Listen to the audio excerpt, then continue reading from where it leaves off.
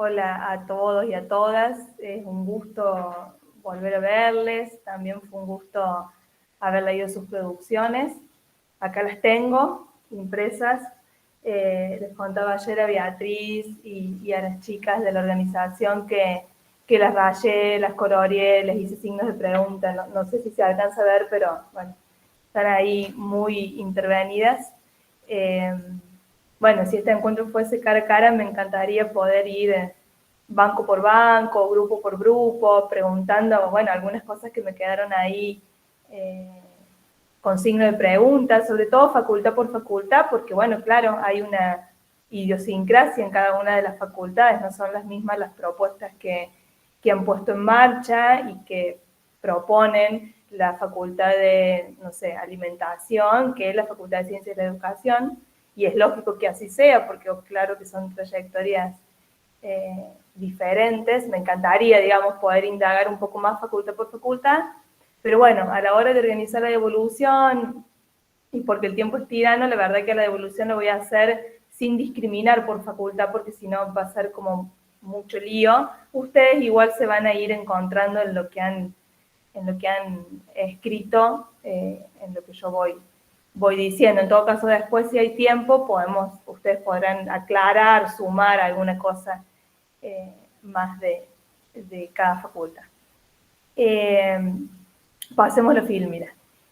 La idea del conversatorio que tuvimos a inicios del mes pasado, bueno, fue en algún punto situarnos en sus estudiantes de la secundaria, de la universidad, en esos jóvenes que ustedes tanto conocen, pero en un intento de conocerlos un poco más, yo les pedí como actividad que ustedes realizaran una mini entrevista para, a partir de las palabras de ellos mismos, poder reconstruir, poder pensar cuáles son los imaginarios que construyen en relación a este pasaje de la secundaria y la universidad, y cómo esos imaginarios se actualizan, se perpetúan o se rompen en el ingreso, es decir, cómo se juegan esos imaginarios en la construcción de la universidad como horizonte. Yo les compartí lo que encontramos en la Universidad Nacional de Córdoba, a través de los trabajos de investigación, de extensión, les compartí esos imaginarios, pero me interesaba que ustedes pudieran hacer un trabajo situado, y eso es lo que yo leí después de lo que ustedes hicieron.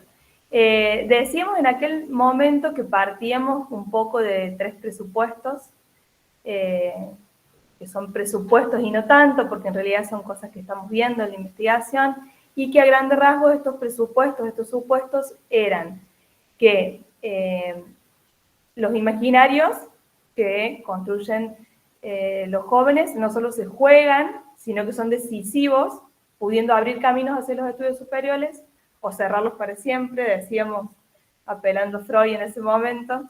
Decíamos también que nosotros como docentes y como institución mucho tenemos que ver en la construcción de esos imaginarios, y que por lo tanto, si nosotros tenemos algo que ver en esa construcción y esos imaginarios habilitan o imposibilitan, es necesario conocerlos bien y ver qué desde nuestro rol podemos hacer. Pasemos la filmina.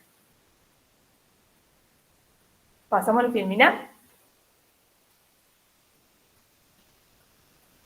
Bien.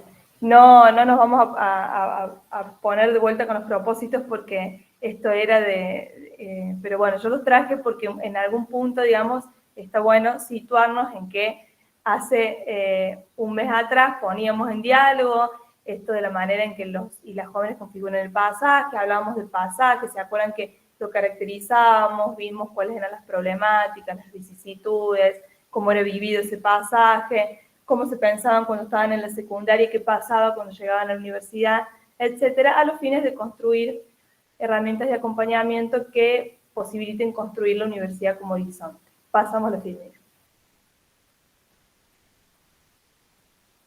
Habíamos hecho 3 paradas en toda la exposición. Una era en terminar la secundaria, imaginar la universidad desde la secundaria. Lo otro era ya en la universidad, que ahí aparecía lo de lo imaginario versus lo real, y el punto de referencia era la relación con el conocimiento. ¿Se acuerdan que también definimos relación con el conocimiento y cómo esta era entendida dentro de las trayectorias? Y decíamos que estas paradas con este punto de referencia tiene como coordenadas algunas dimensiones, y hablábamos de la dimensión subjetiva, institucional e intersubjetiva. Pasamos de Firmina.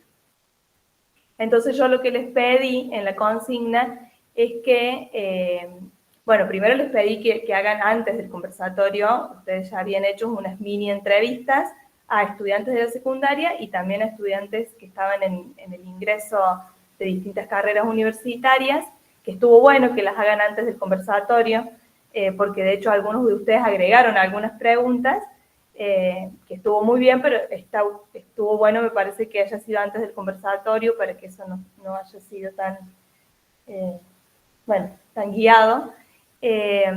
Aparecieron cosas súper interesantes que ahora les vamos a conversar, y la actividad tenía dos partes. En un primer apartado yo les pedía que ustedes, tomando la palabra de los sujetos, caractericen a sus estudiantes, intentando identificar estas dimensiones, si había algo de lo subjetivo, si había algo de lo institucional, si había algo más de lo intergeneracional, ¿sí? Bien, seguimos, pasamos de Firmina. Y ahora yo les cuento lo que encontré de lo que ustedes me compartieron. Encontré que aparecía mucho de la dimensión subjetiva, que bueno, no voy a repetir lo que hablamos el encuentro pasado, la trabajamos mucho. Aparecen en lo que ustedes describen mucho. Había puesto yo antes, en la Firmina había puesto contexto y después le puse pobreza, porque ya no es más contexto, es pobreza. Ustedes señalan con mucha insistencia que ven en sus estudiantes, y esto sí es situado, digamos, tiene que ver con sus estudiantes, una brecha cada vez más grande en relación hablan de pobreza, de limitaciones extremas. En algunas facultades dicen que sus alumnos tienen necesidades básicas insatisfechas, que son jefes de familia, que son muchos primera generación de estudiantes en la universidad. Dicen también que trabajan en la secundaria con muchos estudiantes en donde la universidad no aparece como horizonte.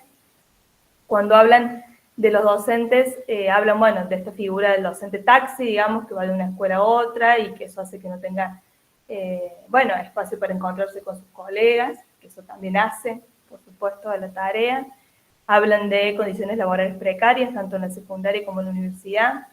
En la universidad me pareció muy interesante, hubo dos grupos que señalaron esto de la precariedad docente aún más en lo que es el ingreso universitario, porque en la mayoría de los ingresos no hay cátedra de ingreso, entonces los docentes que están destinados al ingreso se les paga 2 o 3 meses, que es el tiempo que dura el cursillo, lo cual hace que no haya posibilidad de planificación posterior, de revisiones, no hay cátedra, digamos.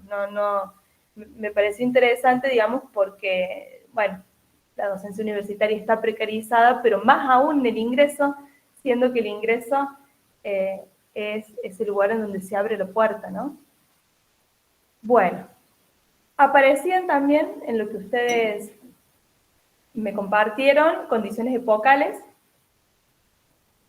Hablaban de que hoy hay mucho desprestigio social desde los medios y de la sociedad en general sobre lo que es el conocimiento y su valor. Hablaban también del desprestigio y la precarización de la tarea docente, bueno, en vínculo con lo que decíamos recién. Describían un poco como condición de época una hiperconectividad, una digitalización y nuevas tecnologías como decisivas, pero a la vez con acceso desigual. Ustedes decían, bueno, hay cada vez más tecnologías y es más necesario poder manejarlas, pero cada vez hay más brecha en relación a eso. Hablaban de una cultura de la imagen, de otras temporalidades, y aparecía también la pandemia, y ustedes decían post-pandemia, yo acá puse tras-pandemia porque es un poco lo que trabajamos, ¿se acuerdan? el encuentro pasado, que yo traía a Perla Semanovich y decía por qué hablar de transpandemia y no de post-pandemia, como si ya hubiese pasado. Todo eso apareció. Y en relación a las subjetividades de hoy, me llamó mucho la atención como algunos de los grupos, en esta caracterización de sus alumnos, tomaban frases textuales de lo que habían dicho los alumnos en las mini entrevistas, y eso fue muy interesante, pero la mayoría de los grupos lo que hizo fue interpretar, que está bien, digamos, todos los sujetos sociales interpretamos, estamos todo el tiempo interpretando. Entonces, ustedes leyeron, compartieron, porque hubo un primer momento de compartir lo que los jóvenes decían acerca de cómo se imaginaban en la universidad y lo que los jóvenes decían ya cuando estaban en la universidad, y ustedes dijeron esto de lo que ellos dijeron. Hacemos la filmina. Bueno, apareció, ustedes escribieron, yo puse palabras textuales, ¿no? Que los jóvenes son temerosos, miedosos, inseguros, indecisos, inmaduros, que tienen poca capacidad para vincularse, problemas en la socialización, inmediatez, sin tiempo para pensar, no proyección, dificultades para pensar en un futuro, viven el hoy, son puro presente, poca tolerancia a la frustración, poca perseverancia, sin ganas, vagos, irresponsables, desinteresados. Otra filmina. Preocupación previa, a esto se refería a la elección de la carrera, pero no ocupación. Desmotivados, sin hábitos de estudio, no comprenden, no leen, no investigan. Falta de autonomía, dependencia del adulto, solitarios, vínculos efímeros, tímidos, callados, buscan lo más fácil, buscan lo más rápido. Pasamos de filmina. Curiosos, seguros, saben lo que quieren, con habilidades sociales, hacen amigos, creativos, espontáneos, con ganas de recibirse, con muchas ganas, entusiastas, con nuevas formas de estudiar y con un buen manejo de las tecnologías. Fíjense cómo, bueno, claramente son muchas más las características que aparecen como negativas, pero la contradicción, ¿no?, que hay entre, recién decíamos, son muy inseguros, no saben lo que quieren, están perdidos, y acá en otras de las caracterizaciones decían, son seguros, saben lo que quieren, o eso, algún grupo decía son solitarios, les cuesta muchísimo hacerse amigos, y acá dicen que bueno, que tienen muchas habilidades sociales y que son muy amigueros, que se hacen amigos. Pasamos de filmina.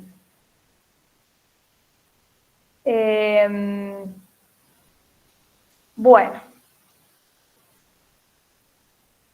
acá yo quería que nos detengamos, habíamos charlado un poco de esto en el conversatorio pasado, habíamos trabajado un poco esto del riesgo de tomar algunos privilegios sociales como méritos académicos. ¿Se acuerdan que habíamos trabajado esto? Pero me parece que está bueno retomarlo porque en algún punto es lo que más aparece, ¿no? Aparece en esta dimensión subjetiva supuestos centrados en el alumno. Los estudiantes fracasan o fracasarían porque ellos tienen las dificultades, el fracaso es atribuible a características de los alumnos, deficiencia, falta de hábitos, dificultades para acceder, desmotivación, inseguridad, no tienen, les falta. Si revisamos estos supuestos, hay que, por un lado, preguntarnos por esta esencialización, ¿no? Esta reducción al ser, a la esencia. ¿El estudiante es vago? ¿Es vago? ¿El joven es vago o no le dan ganas de hacer esto que hoy le estoy proponiendo acá, en este momento? ¿El estudiante es inseguro o se muestra inseguro ante la resolución de X trámite que nunca antes hizo? O sea, pensemos en la universidad, en un estudiante que nunca hizo un trámite, lo está haciendo y no sabe cómo hacerlo. Sí, se muestra inseguro, pero eso quiere decir que es inseguro. ¿Cómo nos sentiríamos nosotros haciendo? ¿Cómo nos sentimos cada vez que hacemos un trámite que nunca hicimos? Por otro lado, reconocer que algunas de estas dificultades existen y que tienen que ver, bueno, con las historias, con las trayectorias educativas. Esto de las trayectorias lo trabajó Beatriz, Y aquí es importante recordar que las diferencias se encuentran socialmente condicionadas, justamente por esto que decíamos la otra vez, de que si no corremos el riesgo de tomar los privilegios sociales como méritos académicos, ¿no? Y bueno, y eso es un problema.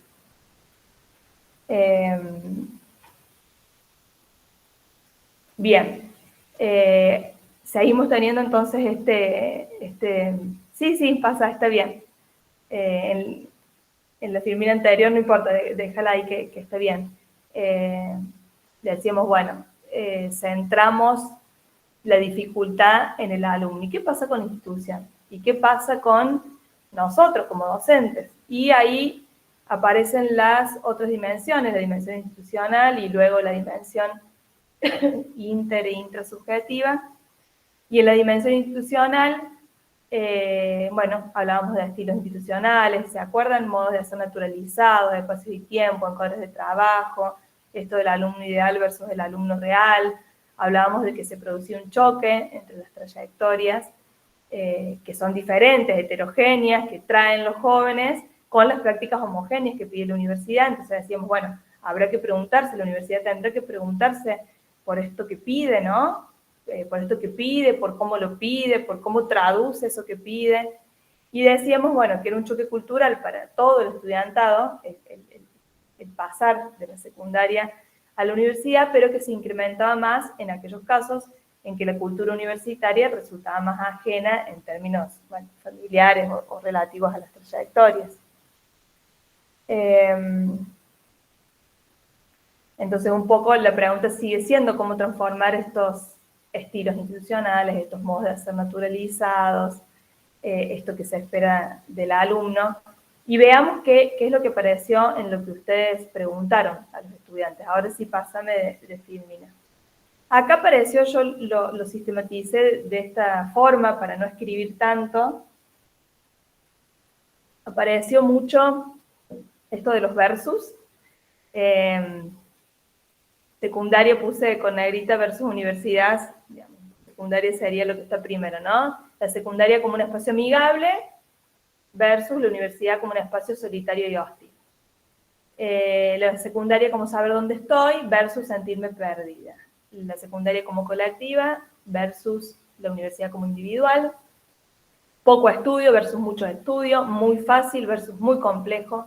Memoria versus comprensión. Saber cómo estudiar y aprobar versus no saber cómo estudiar y no aprobar. Tener a quien preguntar versus no tener a quien preguntar. Y luego, en otro orden aparece esto de la obligación versus el deseo, el aburrimiento versus el placer. Digamos, había también algunas de las viñetas de los entrevistados que ustedes compartieron, en donde aparecía esto de, bueno, pero ahora en la secundaria yo estoy obligado ya cuando vaya a la universidad, que es mi deseo, que es lo que realmente quiero, va a haber placer, va a ser más fácil. Eso parece menos, pero aparece. Pero es interesante ver que aparece cuando están en la secundaria. Luego, cuando ustedes comparten las mini entrevistas a los jóvenes de cuando ya están en la universidad, no aparece esto. No aparece, bueno, pero es mi deseo, es placentero, ¿no? Aparece como muy desde el orden de lo imaginario, ¿no? Luego, no sé. Lo que está con verde en la filmina es un poco lo que veíamos en el conversatorio pasado, que tiene un poco que ver con la relación con el conocimiento. Decíamos, ¿se acuerdan? Bueno, hay una forma de relacionarse con el conocimiento en la secundaria que tiene que ver muchas veces más con la memoria, con el manual, con una cosa más lineal, más de pregunta y respuesta, que bueno, que parece ser que en la universidad se tiene que desaprender esa forma y aprender una nueva forma de conocer. Eso aparece en los imaginarios cuando los chicos están terminando la secundaria, que ustedes me compartieron, pero es interesante porque sí se sostiene en la universidad. Los chicos, los imaginarios, o sea, lo que ustedes preguntaron a los que ya estaban en la universidad, ellos sí siguen diciendo que no saben a quién preguntar, que es mucho más difícil, que les está costando un montón, que les cuesta comprender, que son textos muy complejos, que no saben lo que queremos, digo queremos porque, bueno, soy docente universitaria, que no entienden lo que pedimos, que no somos claros a la hora de pedir lo que pedimos, ¿no? Y esto es interesante porque se sostiene, digamos, ya no es tanto un imaginario, o al menos es un imaginario más extendido, ¿no? Apareció mucho en esto primero del espacio amigable y hostil, de dónde estoy y sentirme perdida, apareció mucho esto de la masividad, la universidad como masiva. Yo no sé, pensé que las universidades por allá, por sus pagos, eran un poco más pequeñas, acá es súper masiva, pero se ve que por allá también, porque aparece muchísimo esto de cuando han entrevistado a jóvenes en la universidad, de que se sentían un número, de que no sabían bien, bueno, esto, a quién preguntar. Pasamos la filmina.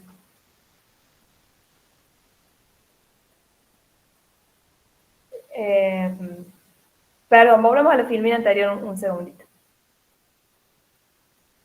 ¿Puede ser? Ahí está. Porque pensando un poco en clave de frontera, pensaba mientras conversaba con ustedes, el año pasado fue los que trabajamos en el ingreso universitario en relación a estas problemáticas, vamos siempre, seguramente algunos de ustedes también han ido, a lo que se llama encuentros sobre ingreso universitario. Hace ya muchísimos años que se realizan, son cada 2 años en distintas partes del país. El último fue el año pasado y fue en San Luis. Y ahí hablamos ¿cómo se dice? Digamos, como el llamado, ¿no? No sé cómo se dice, la presentación de congreso tenía que ver con las fronteras y los laberintos, el ingreso como frontera y como laberinto, y era una metáfora que fue muy interesante, sobre todo esto de frontera, porque pensábamos, bueno, la frontera, digamos, que divide en el mundo de la secundaria con el mundo de la universidad, en donde muchas veces esa frontera se constituye, digamos, en un verdadero obstáculo, en donde muchas veces esa frontera no es tan permeable, y eso depende, por supuesto, de las trayectorias educativas, de las condiciones sociales de existencia, de los capitales, y decíamos, supongamos, bueno, la frontera entre Argentina y Uruguay, pasar de Argentina a Uruguay, bueno, no es tan difícil, seguramente tenemos el mismo idioma, nos podemos entender más, va a haber cosas que no sabemos, no vamos a saber cuánto sale el uruguayo, vamos a preguntar, vamos a ver si nos conviene cambiar dólares, que no, imagínense en esa situación de frontera. Algo de perdidos tenemos, pero más o menos sabemos cómo manejarnos porque manejamos cierto código común. Ahora, si la frontera fuese entre Argentina e Inglaterra, otro idioma, no sabemos inglés, ¿cómo hacemos? O sea, ¿cómo hacemos para comunicarnos? ¿Cómo hacemos para movernos? Y ahí sí necesitamos un traductor. Y bueno, ya hablamos en el Congreso un poco en los docentes universitarios oficiando un poco de traductores, ¿no? Entonces, un poco pensando en clave de frontera y volviendo a todos estos versos que salieron en lo que ustedes me compartieron, podemos inferir que la universidad se imagina como un lugar totalmente otro, con códigos y lenguajes indescifrables, diría yo, y sin la mediación de alguien que colabore en la traducción es muy difícil, ¿no? En ese sentido, quienes ingresan a la universidad tienen que atravesar una suerte de frontera cultural, semiótica. Charlotte, que es quien también veíamos en el conversatorio pasado, que trabaja con la relación con el saber, dice, los estudiantes tienen que vivir una suerte de shock pedagógico, ¿no? Y Charlotte también dice una cosa muy interesante, que es que parecería en esto de, no puse acá lo de la autonomía versus dependencia, pero aparecía también ese versus, como que en la secundaria son más dependientes y en la universidad tienen que ser autónomos. Y Charlotte dice algo que a mí me parece interesante, que es que en la secundaria se considera que quien es activo en los actos de enseñanza-aprendizaje no es el alumnado, sino el profesor. El profesor dice qué es lo que hay que hacer, y el alumno es como más pasivo, copia, digo copia, no en los exámenes, sino copia del dictado, hace lo que el docente dice, realiza la prueba, pero que en la universidad esto tiene que cambiar y por el contrario, digamos, se invierte el lugar pasivo y tiene que ser activo, pero en este lugar activo, en la universidad como estudiante, el docente desaparece. Y Charlotte tiene unas investigaciones muy interesantes de cómo eso, pareciera que el docente no está, eso, no le puedo preguntar, explico una sola vez, eso aparece más adelante en las filminas, en lo que ustedes trajeron, esto de que explica el docente una sola vez. Bueno, lo dejamos acá como signo de pregunta. No me quiero extender tanto porque si no, no va a haber tiempo. Pasemos a la otra. En la dimensión intersubjetiva, ¿se acuerdan que hablábamos de lo intergeneracional y de lo transgeneracional? Bueno, esto de lo intergeneracional yo prefiero no tocarlo tanto porque lo han trabajado con Beatriz, pero bueno, hablábamos, ¿no? De la importancia del vínculo docente-alumno, de las expectativas docentes, y sí les quiero compartir lo que ustedes trajeron en lo que yo leí. Pasemos de filmina. Los estudiantes dicen, sienten sobre los profesores en la universidad que son menos amistosos, que son antipáticos, inaccesibles, que explican una sola vez, que hay una falta de acompañamiento y que no hay vínculo. Y que muchas veces hacen comentarios inapropiados, ligados a la incapacidad del estudiantado para X tarea. Este último comentario, que está en rojo, también aparece en relación a los docentes de la secundaria. Esto de que a veces hacen un comentario inapropiado. Pero lo otro, esto de que son menos amistosos, antipáticos, inaccesibles, aparece en la universidad, y no cuando se le imaginan, sino que apareció en las mini entrevistas que ustedes hicieron a estudiantes que ya están en la universidad, ¿no? Les juro que cuando escribí en la filmina no hay vínculo, porque aparece en uno de los grupos, en lo que dicen los estudiantes, se me hizo como una grieta en el corazón, ¿no? Qué terrible que digan que no hay vínculo en la universidad, en la relación docente-alumno. Pero bueno, ya después seguimos así, no me demoro más. Vamos con la otra filmina. En relación a la dimensión intersubjetiva, que se acuerdan tenía que ver más con esta relación par a par, que decíamos, bueno, las amistades y todo esto que se forja en la universidad sirve muchas veces para sostenerse en la universidad. No apareció eso, ni en lo que decían los jóvenes, ni en las interpretaciones que ustedes hicieron. Sí aparece el centro de estudiantes, aparecen las propuestas del centro de estudiantes, como este espacio, institución de gran importancia para los estudiantes, eso decían ustedes, siendo un campo de disputas para defender sus derechos y como lugar de contención y apoyo entre compañeros. Y me pareció interesante que aparezca, el centro de estudiantes aparece en relación a las propuestas. Una de las propuestas, digamos, tiene que ver con hacer alianza con los centros de estudiantes, digamos, trabajar más con los centros de estudiantes, y me pareció novedoso y me pareció interesante, porque en general nunca hablamos de los centros de estudiantes en las universidades, en estos espacios donde trabajamos la relación con el conocimiento, al menos yo, y ellos están ahí ayudándolos a estudiar, están ahí viendo cómo les fue en el examen, están ahí ayudándolos a inscribirse en ese examen. Entonces me parece que es una figura interesante para seguir trabajando. Pasemos de filmina. El segundo apartado tenía que ver con las propuestas, no vamos a leer de vuelta la consigna, pero yo les pedía que me contaran si habían puesto en marcha alguna propuesta y qué de eso había funcionado, qué había fallado, si se les ocurrió otra propuesta.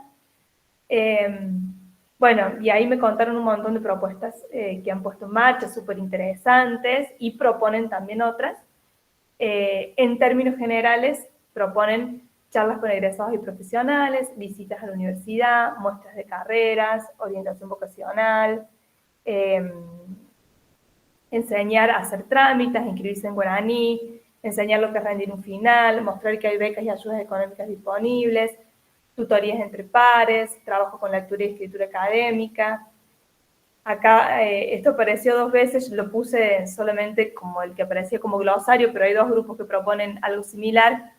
Glosario de frases a evitar en los diálogos con estudiantes, como por ejemplo, esta carrera es muy difícil, vos no podrías.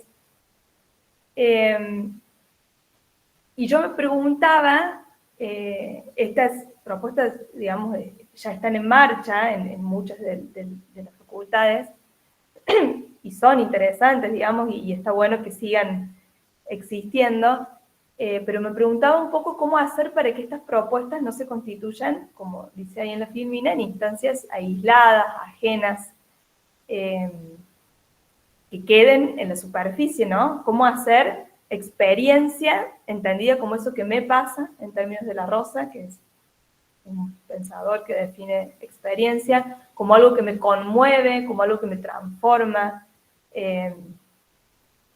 porque la experiencia supone, La Rosa dice, la experiencia supone algo que me pasa a mí, no algo que pasa ante mí, sino a mí, es decir, en mí.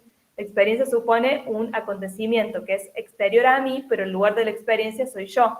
Es decir, pasa en mí, en mis palabras, en mis ideas, en mis representaciones, en mis sentimientos, en mis proyectos, en mis intenciones. La experiencia supone experimentar, supone ponerse en juego. Entonces, en ese sentido, no alcanza con que alguien me venga a contar o a explicar cómo inscribirme en guaraní. No alcanza con que un estudiante de la universidad venga cuando yo estoy en la secundaria y me cuente qué es ser ingeniero agrónomo. No digo que no sea importante y que no sea válido, solo digo que me parece que tenemos que darle como una vueltita de rosca, pensar cómo hacer para que eso se constituya en experiencia, ¿no?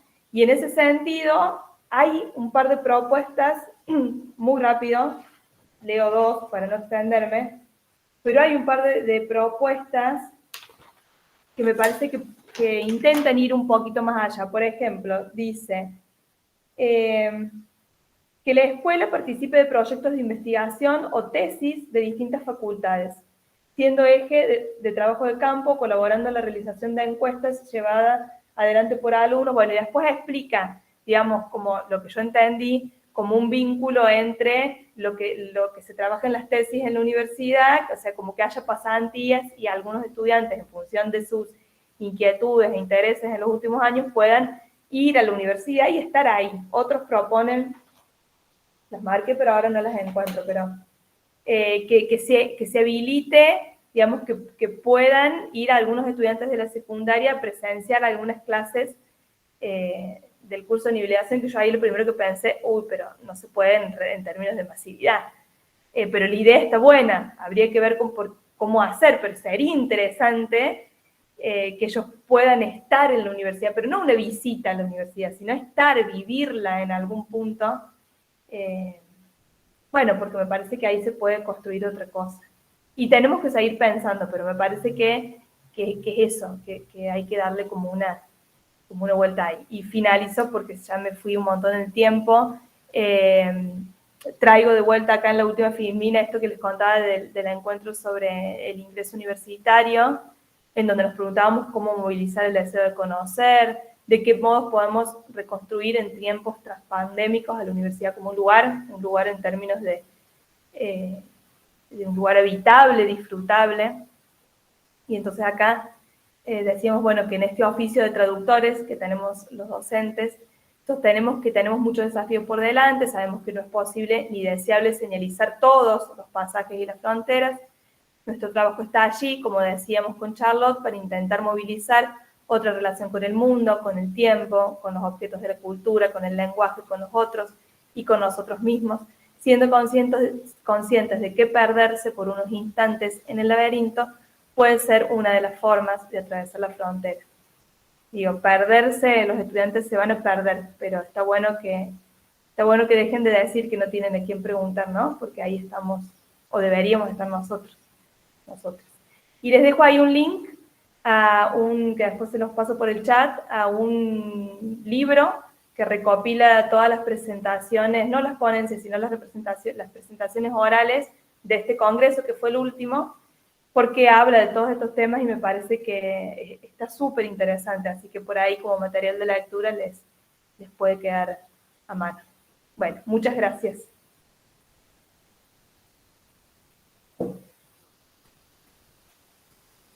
Bueno, yo voy a retomar un poco desde donde dejó Carla picando, y proponerles, no solo me imaginaba, digamos, a mí misma haciendo una devolución, ¿no? de lo que ustedes elaboraron a partir de la consigna que en mi caso les dejé, que era el relato de una escena, ¿sí? De una escena bueno, que ustedes quisieran recuperar en relación a bueno, al posicionamiento de los y de las estudiantes al finalizar la escuela secundaria o al iniciar la trayectoria universitaria, un posicionamiento que podía ser o no deseable, ¿no? Desde el punto de vista del acompañamiento docente. Y en un segundo punto, que pudieran imaginar qué lugar puede tener una autoridad pedagógica habilitante de las trayectorias en esas escenas. Bueno, en general a mí me parecieron muy interesantes todas las escenas que ustedes fueron compartiendo. Yo no me voy a detener exactamente en todas ellas porque no nos daría el tiempo, pero yo podría agrupar las escenas que tienen más que ver con situaciones de dificultad de estudiantes de quinto año en relación o de dificultad o de no visualizarse de ninguna manera en una continuidad de trayectoria en el nivel superior, y un lugar de autoridad ahí generando condiciones para que otra cosa ocurra, ¿sí? Entonces, o bien facilitando, no sé, situaciones que tienen que ver con el tiempo, con la imposibilidad de acceder a la universidad, de compaginar con otras trayectorias laborales, familiares, interviniendo, ¿sí? Desde un lugar de autoridades habilitantes en un sentido ordenador, les diría, organizador de esa articulación entre trayectorias, que son todos nosotros, todas, pensemos, articulamos todo el tiempo, muchas veces con un gran esfuerzo, trayectorias de estudio, trayectorias profesionales, trayectorias de vida, trayectorias familiares, bueno. Y entonces pareciera ver ahí, los últimos años de la escuela secundaria, ustedes narraron escenas potentes de transformación de esos chicos y chicas que no se veían estudiando en el nivel superior. Ahora, hay otras escenas que dan cuenta no solamente de lo que les pasa a estos chicos y chicas, sino de ciertas condiciones de trabajo de los propios docentes y de las propias docentes, sobre todo en el nivel superior, ¿sí?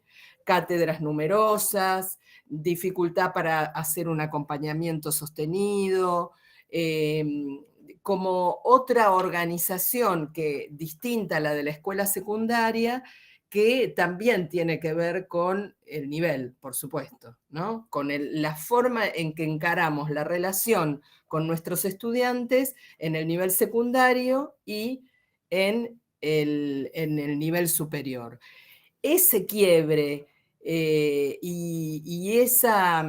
diría, y ese salto cualitativo de la trayectoria, si pensamos la trayectoria como un movimiento, ¿no? Como algo que, bueno, los profes de física acá me podrían ayudar a pensar lo que es una trayectoria, ¿no? En el sentido de que traza un movimiento entre un punto y otro. Pero claro, nuestras trayectorias formativas no tienen la misma cualidad, ¿no? Que una trayectoria en el sentido físico, sino que están muchas veces intervenidas por situaciones que interrumpen, por lo que podrían llamarse piedras en el camino, imposibilidades, imposibilidades desde la propia percepción de lo que yo puedo dar como continuidad en mi trayectoria o imposibilidades de contexto, ¿sí? Entonces, para ustedes la autoridad habilitante apareció allí como reordenando el campo de unas trayectorias posibles. Entonces, a mí la lectura y de todas las participaciones que ustedes elaboraron y que la verdad que me parece que habría que seguirlo trabajando porque, como decía Guillermo, bueno, queda gusto a poco porque hay mucho material para seguir profundizando. Se me armó sobre todo la necesidad de volver a pensar qué quiere decir esta autoridad habilitante, pero también acompañante, porque apareció muchísimo el sentido de qué quiere decir acompañar, o bien porque se da por supuesto lo que es acompañar, o realizar un proceso de acompañamiento en instituciones formadoras, o bien porque, bueno, el acompañamiento no requiere, el acompañamiento en la formación requiere una especificidad, ¿sí? Que volvamos a pensar, ¿qué quiere decir acompañar? Entonces, yo tomando algunas de las reflexiones que la lectura de las escenas me sugirieron, armé este breve cuadro, ¿no? Que tiene que ver con pensar tanto para pensar el acompañamiento a los estudiantes como para pensar el acompañamiento a nosotros y a nosotras mismas como docentes. Es decir, hay un trabajo de acompañamiento colectivo entre nosotros que sostiene la posibilidad de sostener a su vez trayectorias, ¿sí? Entonces, me gustaría pensar que ese acompañamiento no es individual, ¿no? Y que esa autoridad se encarna en cada uno y cada una de nosotras, pero que se sostiene más allá de quienes somos individualmente, ¿sí?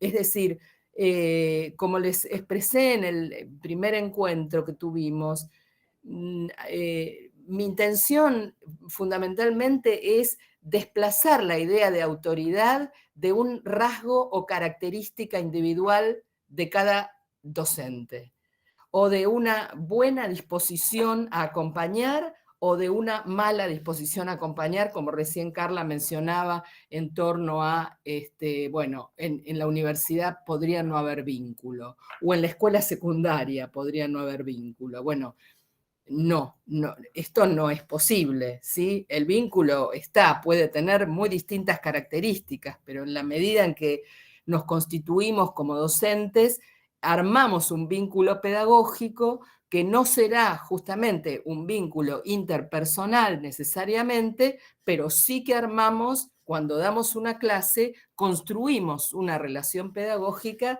que muchas veces es condición fundamental para el sostenimiento de la trayectoria.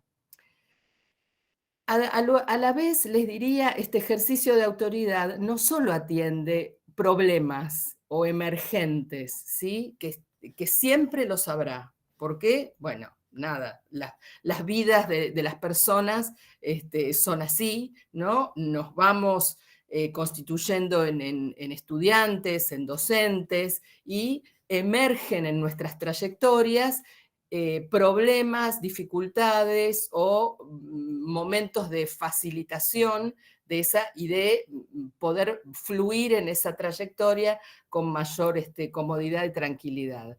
Sin embargo, me interesaría pensar una autoridad acompañante que está más allá o más acá, o que piensa su trabajo no solo en el momento del emergente, ¿sí?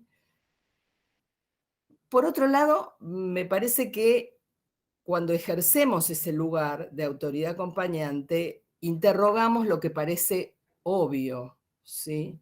Cuando la escuchaba a Carla acerca de estos imaginarios del nivel secundario, del nivel superior, o de las características individuales o etarias de los chicos y chicas que ustedes reciben o con los que ustedes trabajan en secundaria, yo diría, nuestro trabajo es interrogar el saber más común, ese que circula en la calle acerca de los y de las jóvenes, ¿sí?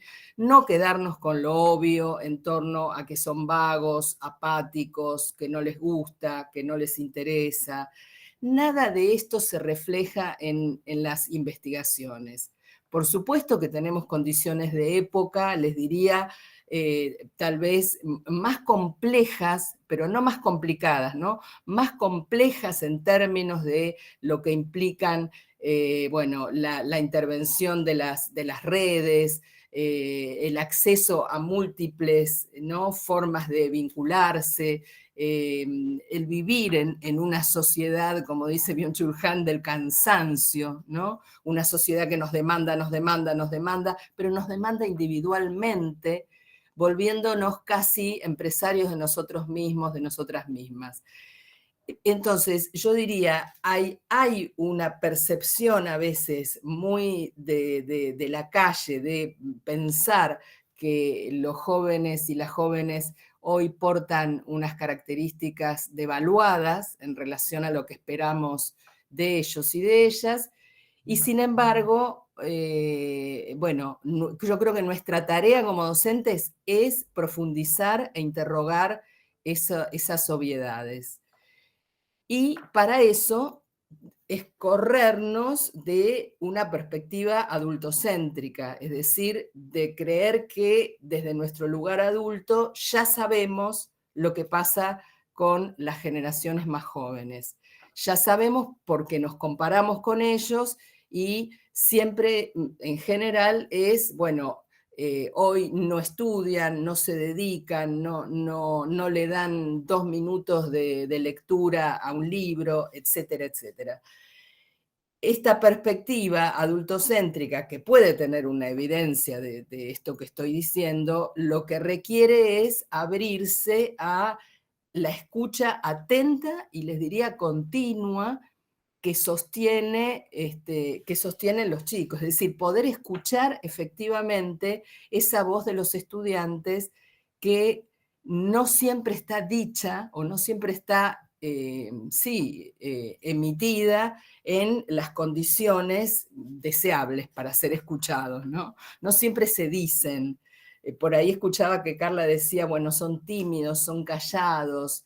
Bueno, ¿cómo generamos espacios confiables, ¿no? En donde la palabra pueda circular de un modo que también se arriesgue esa palabra y se construya. No necesariamente los y las jóvenes, al salir o a fines de la escuela secundaria, logran construir una palabra que pueda ser escuchada con fundamentación acerca de lo que ellos y ellas experimentan.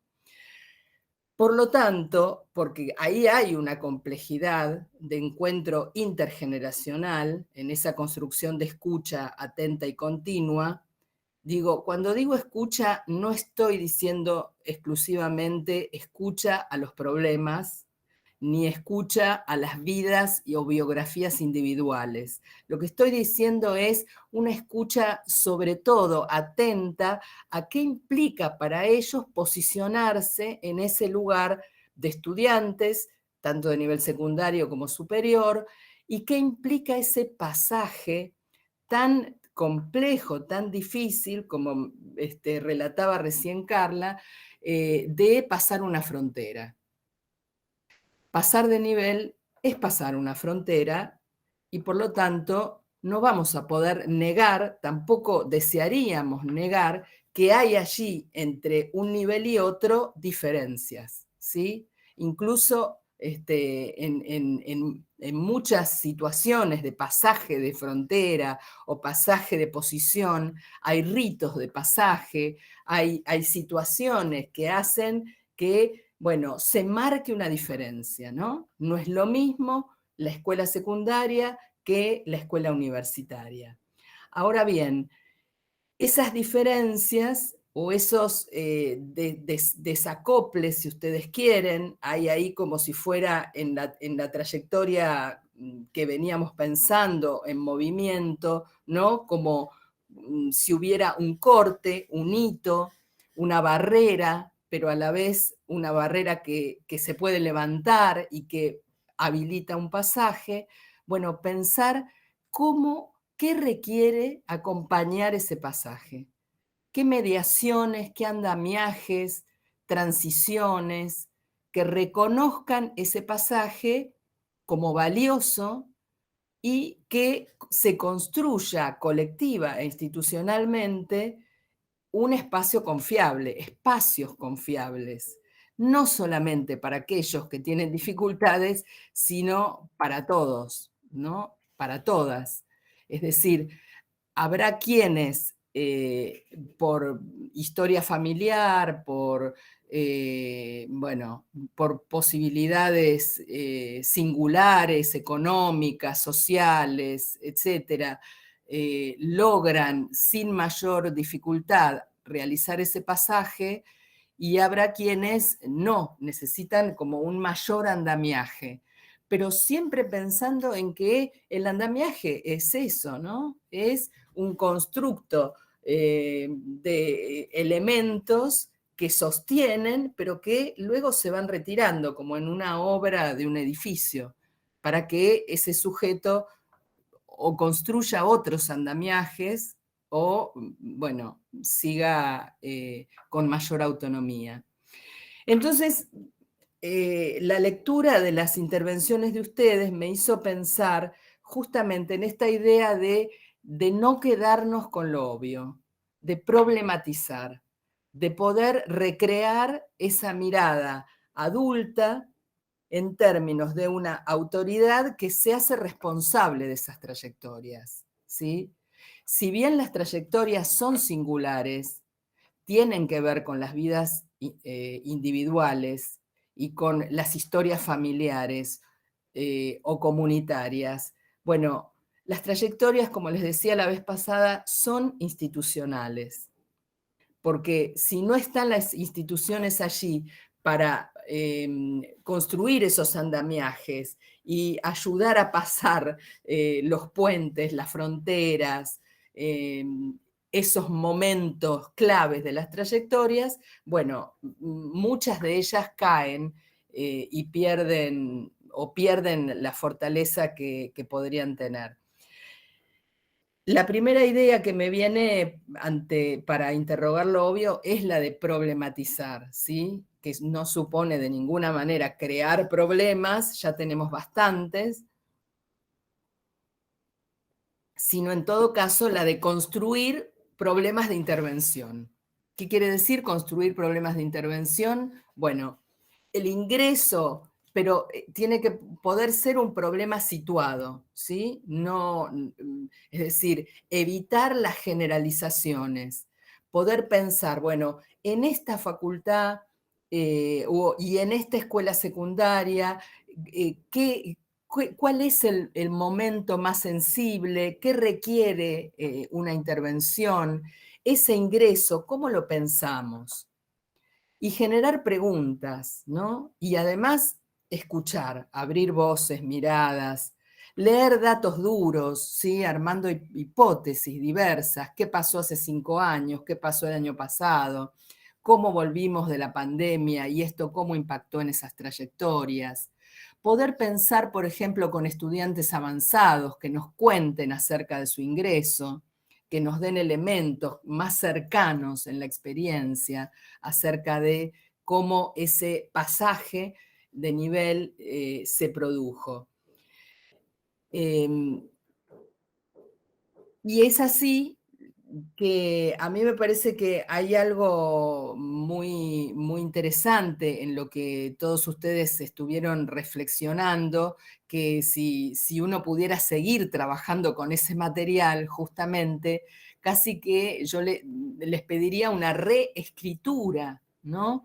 Una reescritura de esas escenas o de esas maneras de mirar una autoridad habilitante y acompañante en esas escenas para ampliar la posibilidad de acompañamiento a las trayectorias de estudiantes, pero en un sentido más colectivo, ¿sí? No solo dedicados a dispositivos que atienden una trayectoria que está en dificultades, por el motivo que fuera, sino para pensar en forma sistemática, ¿sí? Entonces pensaba, ¿qué es un dispositivo, no? Un dispositivo es un artificio, es algo que creamos. Ustedes tienen varias experiencias en las que han creado dispositivos de acompañamiento al ingreso, pero supone distribuir lugares, posiciones, actividades, formas de hacer, objetos de trabajo y corresponsabilidades. Hay siempre elementos heterogéneos, porque muchos de los dispositivos de acompañamiento al ingreso o al egreso tienen que ver con los derroteros más individuales, ¿no? De los estudiantes. Pero pensaba, bueno, ¿cómo interrogar también las propuestas de enseñanza en el nivel secundario, en el último, en el momento, ¿no? En que se prepara el egreso del nivel secundario, y cómo intervenir en las propuestas formadoras, formativas, en el inicio del nivel superior. Es decir, yo creo que hay ahí una fuerte interrogación pedagógica. ¿Cómo enseñamos en momentos claves de las trayectorias?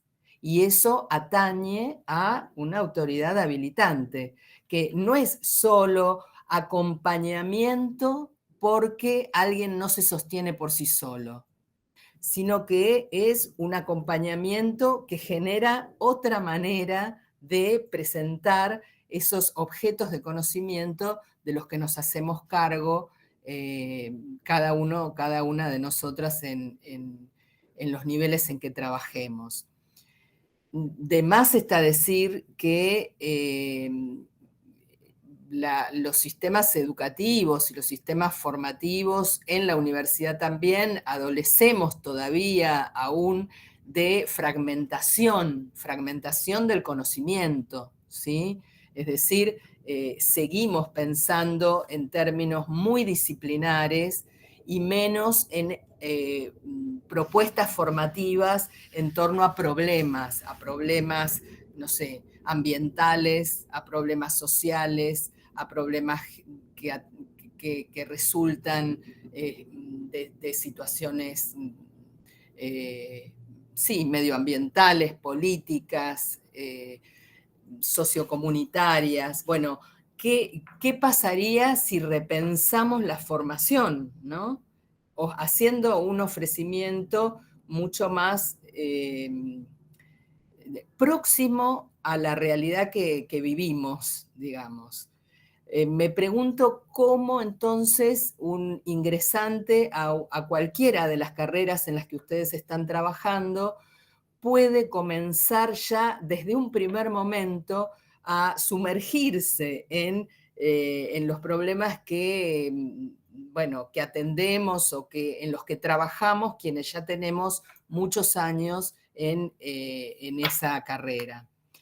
Entonces, los dispositivos no son actividades sueltas, me parece que interrogan de lleno la tarea que hacemos, ¿sí? Pero que tampoco los tenemos que pensar como dispositivos que quieren transformarlo absolutamente todo, toda la universidad o toda la escuela secundaria, porque esto efectivamente muchas veces nos ha llevado al fracaso. Y los dispositivos pueden tomar algunas instancias, algunos momentos, pueden ser, por supuesto, más amplios. Un dispositivo puede abordar el ingreso a la carrera, pero a la vez puede, dentro de ese dispositivo, ponerse a disposición instancias que acompañen las evaluaciones, que generen mayor cantidad de mediaciones para llegar, por ejemplo, a una evaluación. Y esto claramente demanda mayor articulación entre nosotros, ¿no? como lo mencionábamos ya en el primer encuentro, los dispositivos de intervención institucional son formas de disponer al trabajo y acompañar entre varios. Tienen un tiempo y requieren ser pensados, diseñados y evaluados, ¿sí? Articulan tiempos, espacios, tareas, son muy concretos los dispositivos y tienen que ver con la última parte de lo que decía Carla, ¿no? En términos de, bueno, ¿cómo imaginamos, por ejemplo, cómo imaginamos a nuestros estudiantes del último año de la escuela secundaria habitando de alguna manera la facultad, la universidad? El dispositivo es, les decía entonces, un artificio, es intencional, provoca, analiza y organiza, ¿no? Y puede ser a término, no necesariamente un dispositivo se instala y se olvida. Justamente ese es el gran problema de los dispositivos, su naturalización y el olvido de que existen y darlos por hecho, por automático. Entonces me parece que tiene que poder haber dispositivos que creen, ¿sí? Acuerdos teórico-prácticos, ¿no? Bueno, que requieran incluso poder pensar en diferentes tipos de registro. ¿Cómo registramos lo que pasa ahí? ¿Cómo registramos la voz de los estudiantes y las estudiantes? A veces los dispositivos no son completamente invenciones nuevas, ¿no? Enlazan recursos que ya son, que ya están, que existen, pero que disponen de otro modo lo que tenemos muchas veces en las instituciones. Acá yo les dejo, por supuesto, el material, el Power y un texto que les voy a enviar que tiene que ver con la construcción de dispositivos, algunas preguntas que pueden guiar ese armado, porque justamente no es el dispositivo una creación ni completamente nueva, pero sí tiene que poder hacerse cargo de aquellas cuestiones bueno, que vemos como problemática, en este sentido sí ya como dificultades, y a las que les queremos dar respuesta. ¿Qué queremos modificar? ¿Qué ruptura queremos provocar? ¿En qué estamos haciendo foco? Y de qué manera esto moviliza e interpela a la institución en sí misma.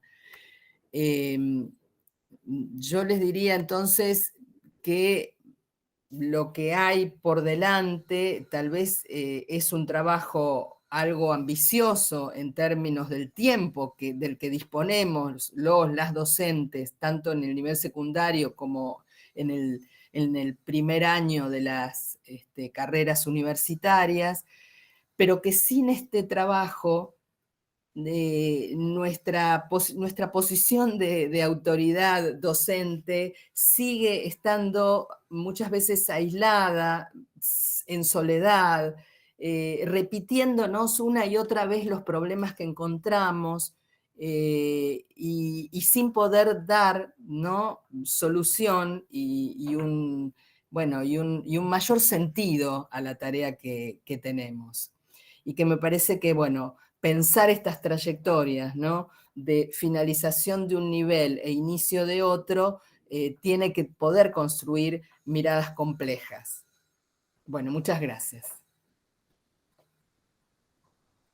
La verdad que muy enriquecedora estos dos encuentros que nos han brindado una visión muy profunda sobre la manera en que los jóvenes y las jóvenes transitan la escuela secundaria, cómo es la elección de una carrera, la continuidad de esos estudios, el vínculo con el conocimiento, pero también con las expectativas laborales que tiene ese vínculo, y también la configuración con un imaginario específico para estos estudiantes.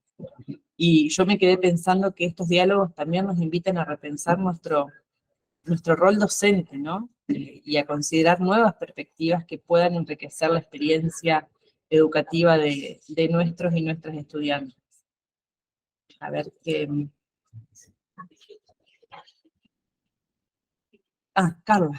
Yo levanté la mano. Sí. ¿Se me escucha bien? Porque estoy en otra Sí, computadora sí, ahora. perfecto, Carla. Se apagó la otra, o sea, 2 computadoras y ninguna anda. Bueno. Te escuchamos ahora. ¿Se escucha? Que pensaba, bueno, escuchando a Beatriz, ¿no? Bueno, como siempre, es un placer escucharla.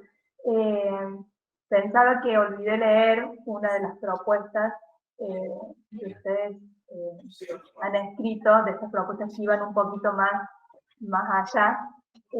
Había una de las propuestas, una sola, en las 40 páginas que leí, que hablaba de un curso de capacitación docente en docentes del ingreso, y me pareció interesante porque, bueno, lo explicitaban un poco más, diciendo qué temas trabajarían, etcétera, y me pareció interesante porque, claro, es distinto pensar en un curso de capacitación en donde uno trabaja el vínculo y trabaja esto de qué es construir confianza, qué es la confianza, etcétera, a tener un glosario de frases que uno no puede decir, que es interesante que lo hayan expresado, digamos, porque, bueno, porque hay ahí ya un reconocimiento de que hay cosas que no podemos decir porque dejan huella, porque marcan, etcétera. Pero ¿cómo hacemos para no decir, vos no podés estar acá, como decía en el glosario, si pensamos, o si vemos, si sentimos que nuestros estudiantes son vagos, no estudian, no leen? ¿Cómo hacemos? Porque podemos no decir esa frase, digamos, pero se nos va a colar en el cuerpo, en las actitudes, digamos, ¿cómo construir confianza si no confiamos en que ellos pueden? Entonces, me parece que sigue siendo, digamos, el tema de trabajo en relación al vínculo, porque todas las propuestas apuntaban a los estudiantes, explicarles que vayan, que vengan, pero hubo una sola que apuntaba, pensamos a nosotros, ¿no? Nada, eso me pareció... Por otro lado, Carla, hubo varias escenas a partir de la consigna que yo les propuse, en donde justamente era un poco la posición inversa, ¿no? Escenas muy puntuales tal vez, pero de situaciones en donde nadie hubiera pensado que ese chico o esa chica fuera a la universidad y que finalmente con un andamiaje y con mucho esfuerzo ese sujeto lograba avanzar en la carrera. Entonces, me parece que, bueno, está todo esto. Ahora bien, cómo salir de la situación puntual y poder pensarlo en un sentido más amplio, ¿no? Y que se haga como una propuesta colectiva, porque si no también queda individualizado para el docente. Es ese docente que tiene esa mirada, porque tal vez la pasó, porque muchos de nosotros también fuimos andamiados por otros, ¿no? Para poder llegar a desarrollar lo que desarrollamos. Entonces, bueno, ¿de qué depende? ¿Se forma esa mirada que vos decís, que no permanece ¿no? en la queja hacia los chicos o en la imposibilidad de ellos? Bueno, eso. Ahí Sonia estaba pidiendo la palabra. ¿Se escucha? ¿Se escucha? Sí, Sonia. Bueno, con respecto a lo que estaba diciendo Beatriz recién, cuando nosotros en el grupo trabajamos las situaciones que se nos presentaron con estudiantes, en realidad también teníamos otra situación sumamente enriquecedora para esto, y que no la mencionamos porque mencionamos una sola, digamos, de las posibilidades, pero yo creo, es mi punto de vista, ¿no? Yo creo que en toda esta cuestión está el ojo del docente en detectar situaciones y en comprometerse, más allá de ir a enseñar en la escuela. A veces uno con un poquito de perspicacia puede detectar situaciones que ameritan una intervención y no dilatarla en el tiempo. Es decir, es ahora o ahora, y nos jugamos muchas veces. Pero eso implica un compromiso docente y una intuición muchas veces que se tiene para saber cómo actuar o cómo alertar a las autoridades del equipo, digamos, directivo y proponer una intervención bastante rápida. Es mi manera de ver las cosas. Las experiencias que yo tengo han sido porque justamente lo he visto en el aula cuando de pronto otros docentes me decían, yo no me di cuenta. Y bueno, ahí está en el compromiso que cada uno asume en la profesión docente y en el rol frente a un estudiantado, ¿no? Sonia, mi pregunta es, ¿cómo movilizar esto que vos llamás compromiso o sensibilidad e intuición a una movida colectiva? ¿Entendés? Que no dependa de tus características individuales o de tu historia personal. Entonces se creó ahí esa profe sensible. ¿Cómo hacemos para que esto forme parte de una posición profesional? Que no quede, ¿no?, librado a, bueno, nada, Sonia es esa profe comprometida. Buenísimo. Pero, ¿cómo hacer ese rasgo que vos traes como sensibilidad, compromiso, un rasgo profesional que forme parte de nuestro trabajo? Que no sea, bueno, así, ¿no? Como librado al azar un poco. Es la gran pregunta, Beatriz. Es la gran Claro, pregunta. claro. Yo, Claro. digamos, no tengo muchos años en la docencia, pero tengo más años de vida, digamos. Y como vos decís, hay muchas experiencias personales digamos, que impregnan tu trayectoria y por eso aprendés.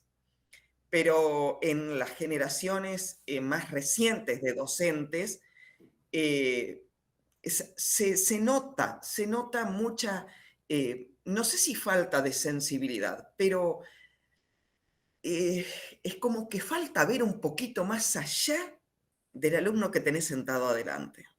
Hay un entorno que no se lo ve siempre. Y a mí me preocupa verdaderamente, porque yo ya estoy más para retirarme que para seguir en carrera. Pero al momento de proponer muchas inquietudes, me cuesta encontrar eco, ¿vos sabés? Claro. Puede ser, sí, sí, puede ser. Por eso la idea es que hay algo que es colectivo y hay una dimensión institucional. Entonces, ¿cómo, no? Desde un equipo directivo también se pueden movilizar algunas cuestiones. Y por supuesto que va a estar siempre el rasgo singular de cada uno, de cada una de nosotras. Eso también lo hace humano al vínculo, si no, seríamos o haríamos, ¿no? Nada, formaciones puramente por computadora y, ¿no?, que las hay, pero bueno, sabemos de la riqueza que tiene una formación de este tipo, del encuentro entre seres humanos. Leticia, si querés participar, habilitar Hola, tu micrófono.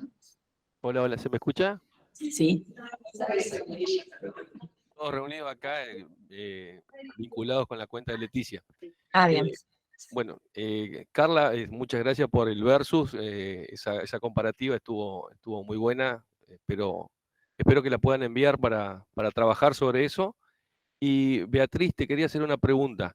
Más que pregunta, es un pensamiento en voz alta, ¿no?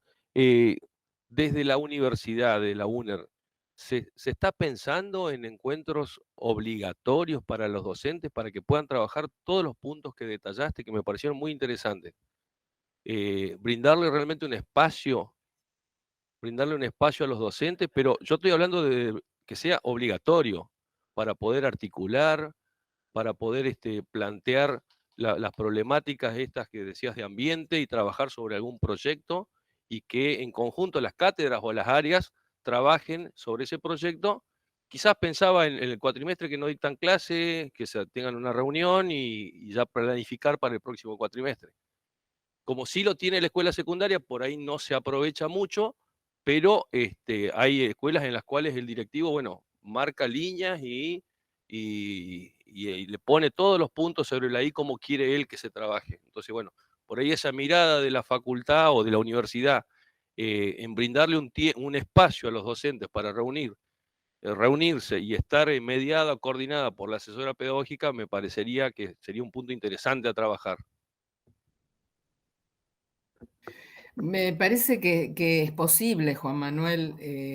Yo lo vivo como experiencia en la UBA, formo parte de UNER año por medio en una licenciatura de educación, pero no formo parte sistemática de la Universidad de Entre Ríos, ¿no? En la UBA, en la carrera donde estoy, lo que hacemos es unas reuniones sistemáticas de docentes de jefes de cátedra de primer año.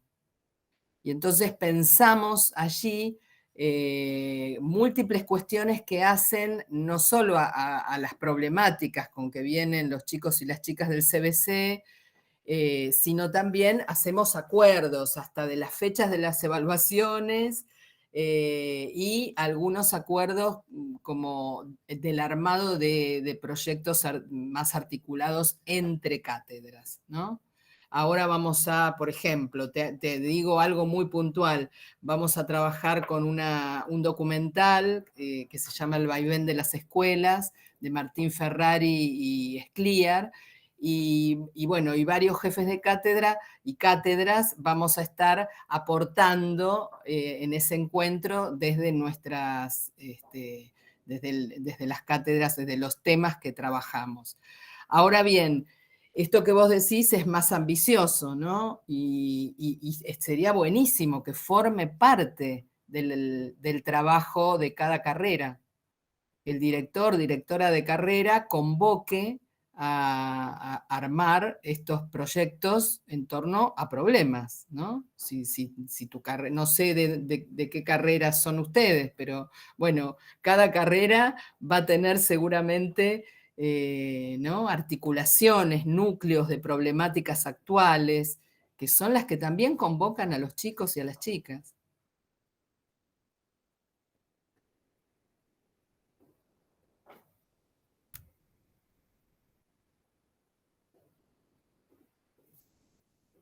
Bueno, no sé si te respondo, pero tiene que ver con una toma de decisión, ¿no?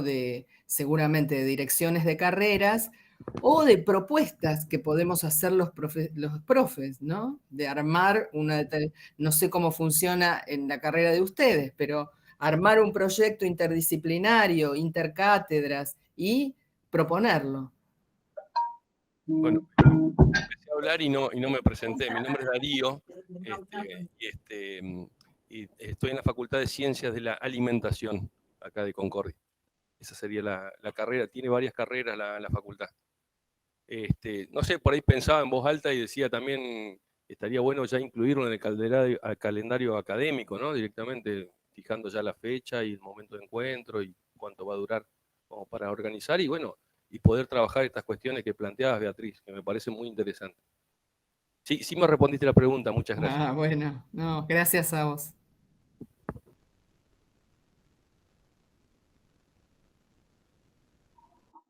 ¿No había levantado la mano? Sí, dale, Carla. No, que pensaba que, bueno, por ahí en la UBA hay otras condiciones, acá en Córdoba, en la Universidad Nacional, depende de cada facultad cómo maneja, digamos, el ingreso, y eso hace que, como les decía, me parece que como les pasa, por lo que entendí, en algunas de las devoluciones de los grupos, pasa que hay muchas carreras que no tienen cátedra de ingreso. Entonces,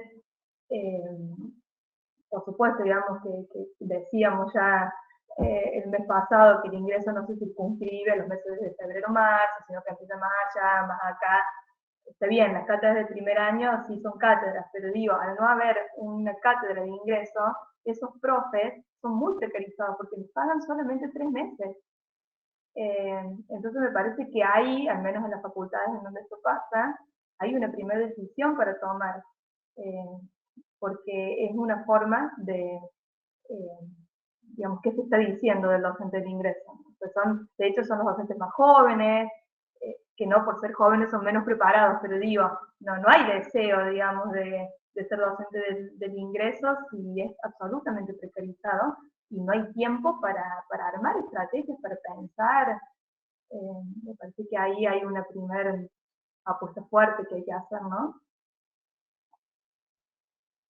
Hay una intervención de Vanessa que me parece muy interesante, ¿no? Donde ella cuenta que en una formación sobre educación emocional les hacían la sugerencia de trabajar con los chicos y las chicas preguntándoles, bueno, sobre las huellas que querían dejar. Yo les voy a ser sincera, yo creo que toda educación incluye emociones, afectos, y no sé si nos tenemos que dedicar a educar emocionalmente.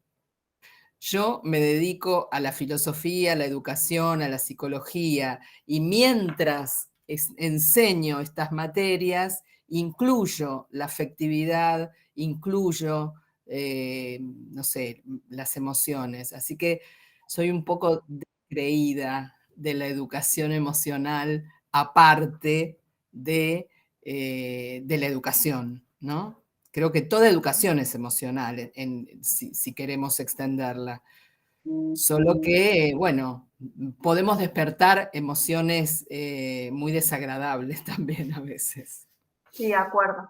Además es muy difícil, digamos, ¿qué sería educar en emociones, en valores? Es muy controversial.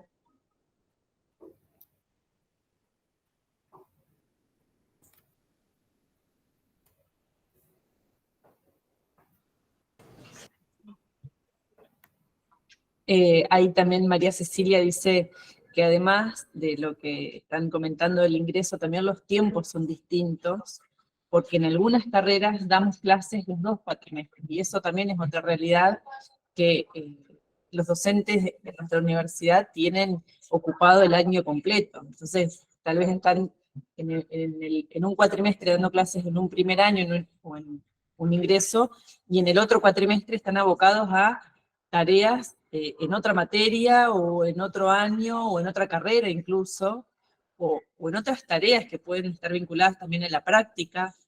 Entonces, no es que tenemos un cuatrimestre ocioso, un cuatrimestre que podemos dedicar a exclusivamente la formación o a proyectos X, porque la designación, al ser anual,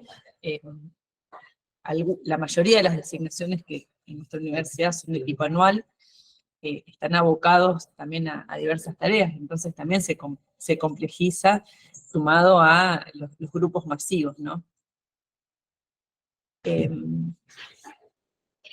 Néstor. Escuchamos. Sí, también con lo que se está hablando, creo que por lo menos la tendencia que se está viendo, por ahí con lo que decía Carla, es la precarización de todos los docentes. Por ejemplo, en casos particulares, yo he visto que, por ejemplo, cuando se jubila un docente que tenía un cargo full time en la universidad, cuando se va a reemplazar a ese docente, se divide ese cargo en varias categorías simples, por ejemplo, y eso hace que el docente esté menos tiempo en la universidad, y eso también hace que ese docente tenga que salir a trabajar a 2 o 3 lugares más para tener un salario digno, y le quita tiempo y le resta tiempo, y sabemos que muchas veces para planificar, para hacer cualquier tipo de estas intervenciones para mejorar en ciertas cosas, se requiere tiempo, y el docente no lo tiene por estas problemáticas que estoy contando.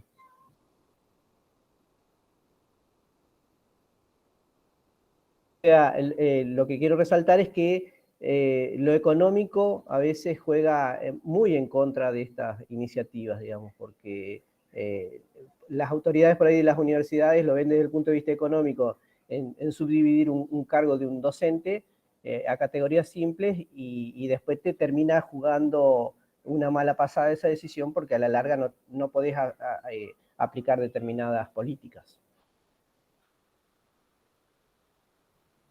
Sí, por supuesto que esta es una condición limitante y acuerdo, y bueno, y a mí me pasa lo mismo, digo, dicto la misma materia en los 2 cuatrimestres. No obstante, pienso cómo generar algunos dispositivos que no necesariamente reclamen más tiempo, sino otra forma de organización. Entonces, si yo tengo que dar, no sé, teorías de la subjetividad, como doy, pero supone a lo mejor algún cambio, una articulación con colegas de otra cátedra, no sé, la utilización de recursos comunes, y entonces digo, ¿cómo en las condiciones que tenemos, que por supuesto, por otro lado, tendríamos que seguir luchando para mejorarlas, pero en estas mismas condiciones buscar alternativas, ¿no? Creo que hay algo de esto también, que además nos reconforta porque nos ayuda a mirar desde otro lugar la manera en que damos la materia. ¿La Facultad de Alimentos quiere tomar la palabra nuevamente? Hola, sí, Darío nuevamente. Bien. Escuchando un poquito a los colegas que estaban hablando,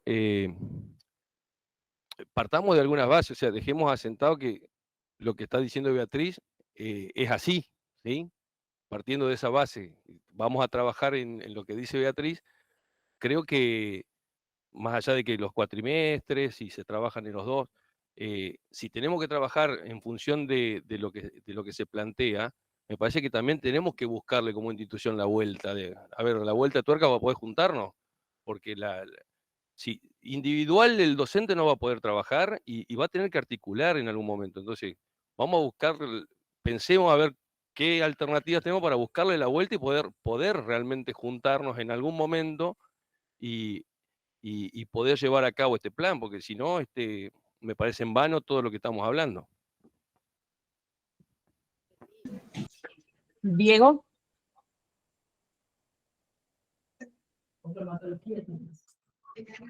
Ajá, o capaz que es la facultad, no es Diego. Sí. Tratando de ser sintético o tratando de darle un modelado a la situación, intento pensar, intento ser empático y ponerme en el lugar de muchos de mis colegas de la Facultad de Bromatología, donde, como para plantearlo de una manera ilustrativa, yo vengo del ámbito de lo social, de la comunicación, en una facultad marcada por una condición muy muy formateada desde sus laboratorios. Disculpen los colegas ahí que dan la vuelta, pero digamos, una de las principales consultas que se me plantean o cuando conversamos y las ponemos en común es que, como que la visión que se le aporta en estas capacitaciones que hemos intentado llevar adelante en las distintas experiencias, nos dan un marco conceptual y que no termina de ser lo suficientemente instrumental, por decirlo de alguna manera, según la visión del docente. Digamos, cuando mencionamos esta cuestión de los dispositivos y las distintas instancias que se podrían pensar, tal vez, no intentando hacer, digamos, una colonización mental de nuestros colegas, muchas veces resulta necesario poder ilustrar con ejemplos cómo sería un dispositivo de estas características. Pongamos un ejemplo, para que haga este puente entre lo que la secundaria está ofreciendo y lo que la universidad puede ofrecer. Tal vez ahí nosotros podríamos pensar en en hacerlo visible con estrategias específicas de intervención en un determinado campo, que tenga que ver, por ejemplo, con algo que no hemos pensado o no hemos explicitado acá, que podría ser actividades, lo que la extensión universitaria como dispositivo nos podría ofrecer. En esa instancia de integrarlos desde una visión más allá del aula, por decirlo de alguna manera, porque si no es como que estamos rebotando entre las paredes del aula y es como que tiene que ser tal vez un dispositivo extraáulico dentro del modelo de extensión o una investigación también podría ser ese puente que nosotros podríamos utilizar para vincular en el más allá de este dispositivo aula, donde nosotros podamos encontrarnos. Tal vez ahí y ahí sería, digamos, bueno, y ahí entramos en otro tipo de discusión sobre esta cuestión de la dedicación y la extensión y todo, que no voy a entrar en esa, pero digamos, como por plantearlo, tal vez que nosotros deberíamos salir del marco, del cajón, por decirlo de alguna manera, y ahí tal vez podríamos encontrar estos encuentros. Esta es mi reflexión de un humilde extensionista que viene del lado de afuera y que se le ocurre plantear estas cosas. Muchas gracias. Gracias, Diego. El tema con los ejemplos o con la bajada, lo que habitualmente se lleva a bajada, es que los dispositivos son justamente situados. Entonces, vos podés, como intenté dar, características de alguna manera generales o preguntas que orientan, pero yo no de ninguna manera podría decir cuál es el dispositivo para cada una de las facultades o escuelas de ustedes. Eso tiene que ver con una construcción situada en tiempo y en espacio. En todo caso, bueno, podría acompañar, pero eso por un lado. Y por otro lado, yo me refiero al aula o trato también de pensar el aula, pero no solo como un lugar cerrado, sino como un lugar que está interconectado y puede estar interconectado con otras aulas, con el afuera, con un proyecto de extensión, ¿no? El dispositivo conlleva espacios heterogéneos. No necesariamente un aula es un lugar aislado, según como lo pienses, ¿no? O cómo pienses la articulación con colegas, con un departamento, con una carrera en un sentido más amplio, con problemas. El aula puede ser un lugar de apertura.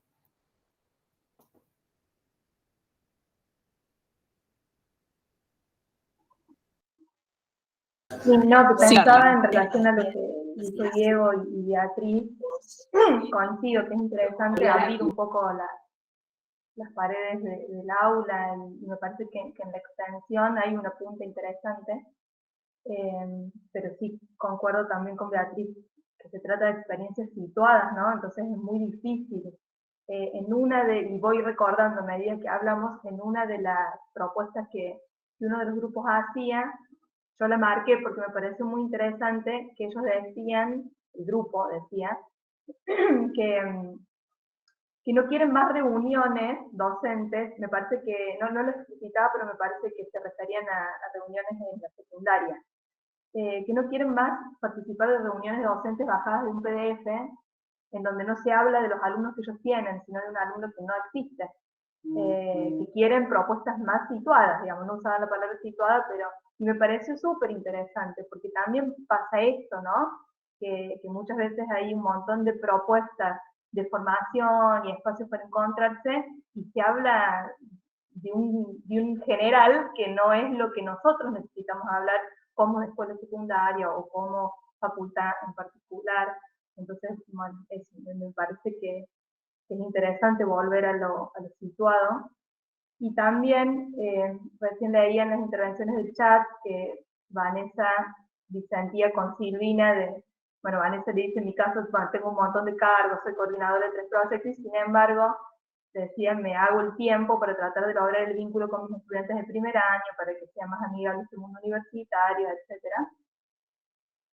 Que es cierto, digamos, uno puede individualmente hacerse el tiempo, más allá de dar clases en los 2 cuatrimestres, yo doy en 3 facultades clases en los 2 cuatrimestres, 3 facultades distintas, y por ejemplo en psicología, que tengo más de 100 estudiantes, cada vez que ellos hablan, yo les pregunto su nombre, no sé, Roberto, y entonces después digo, ¿cómo dice Roberto? Y un día una alumna me dice, ¿por qué nos preguntas siempre el nombre? No se va a aprender los 150 nombres. No, le digo, pero en todas las evoluciones de fin de año siempre me dicen, gracias por acordarse de mi nombre, fue el primer profe que me dijo mi nombre en la universidad. Gestos, digo, uno puede construir algunas cuestiones, pero la salida no es individual. Ese es el problema. Tenemos que pensar en algo más colectivo, porque no basta con que Carla, Vanessa, Beatriz, Diego, Néstor, seamos amigables. Hay que ver la forma de construir una cosa más colectiva, ¿no?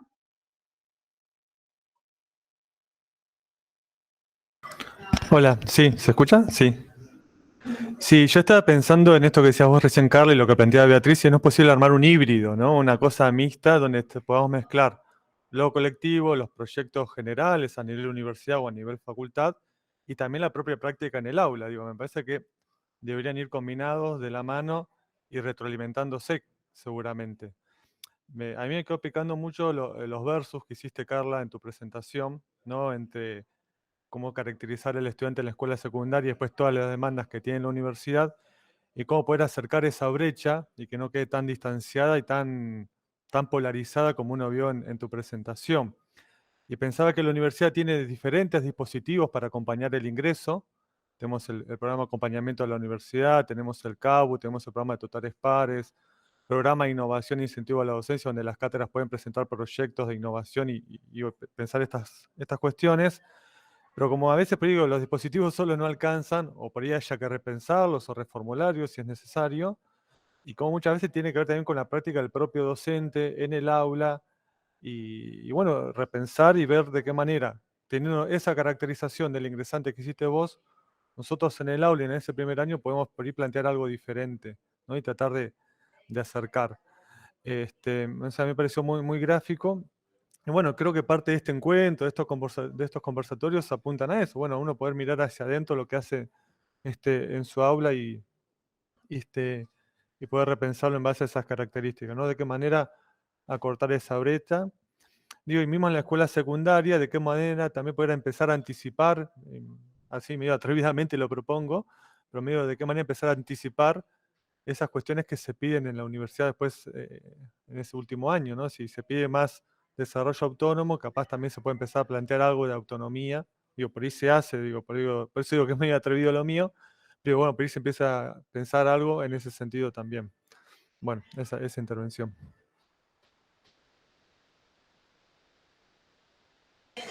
Yo no quiero aguar la fiesta, pero estamos ya en horario. Sabemos que Carla y Beatriz tienen compromisos a los cuales atender a la brevedad. La verdad que todos los comentarios van a quedar guardados y se los vamos a compartir también a las docentes, y nosotros tenemos el compromiso de elaborar también un documento sobre todo lo conversado, todo lo trabajado, y seguir dándole en lo que queda de los años, ¿no? El año pasado ya tuvimos la primera versión de estos conversatorios, este es el segundo, así que tenemos el desafío para el tercero también ya planteado, y bueno, agradecerles enormemente la participación de todos ustedes, en nombre también del señor secretario académico, y la grabación se va a compartir con los referentes de cada una de las facultades y los referentes del CGE también, así que podrán verla incluso subida al YouTube de la universidad. Gracias, Carla, gracias, Beatriz, ha sido un enorme placer, y la verdad que también esto hace a fortalecer la trayectoria nuestra de los docentes, la cual también va a estar valorada, seguro. Así que sí, muchos, acá ya hubo una pregunta, nosotros para los que son docentes de UNER, el 25 de septiembre comienza un curso que va de la mano con lo que estuvimos trabajando, que le da continuidad a esto que Carla y Beatriz plantearon, así que la docente responsable de ese curso es Alejandra de Gatlica, y también nos invita a pensar, a reflexionar sobre la docencia de los primeros años, y tiene un poco de lo que Beatriz adelantó hoy sobre esto de investigarnos, mirarnos y actuar en función de eso. Así que no voy a spoilearlo, que busquen en el programa, que ya tienen la invitación los docentes, y hasta el 19 son, el tema es que es para docentes de UNER, ¿sí? Pero bueno, ya que están acá, pasamos el chivo. Bueno, muchísimas gracias a ustedes por la invitación. Muy, muy interesante el trabajo y bueno, un abrazo a todos los colegas, las colegas y a Carla. Sí, muchas gracias. Nos vemos Acá la me quedo próxima. con las hojitas pensando en todo lo que hicieron. Gracias. Gracias, Carla. Gracias, Chao, Beatriz. chao. Adiós.